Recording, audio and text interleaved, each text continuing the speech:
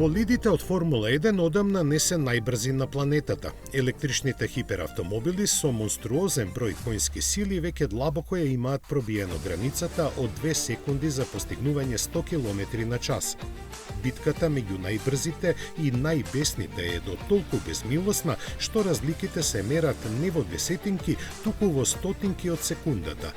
Кралот на забрзувањето сепак е осамен на врвот. Автомобилот кој малку наликува на детска играчка Мек-Марти Спирлинг Пјур 100 км на час постигнува за само 1,5 секунда. Уникатност му е посебно вакуумскиот систем кој го истиснува воздухот под возилото. Има 2 електромотора со 1000 коњски сили и цена од околу 1.000.000 фунти. Разликата меѓу останатите најбрзи ѕверки на тркала е помала. Римац Невера Р постигнува 100 на час за 1,72, а трето пласираниот Аспарк Оул за 1,78 секунди.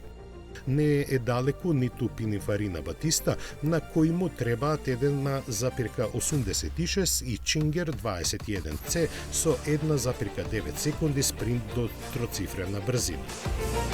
Најмоќен меѓу најбрзите 5 на денешницата е хрватскиот представник со повеќе од 2100 коњски сили, кој воедно има и најголема максимална брзина од 430 км на час.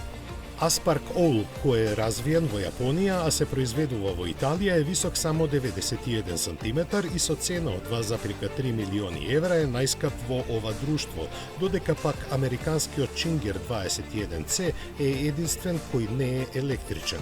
Неговиот погонски систем се состои од 2,9 литарски битурбо V8 и 3 електромотори кои заедно испорачуваат 1350 коњски сили.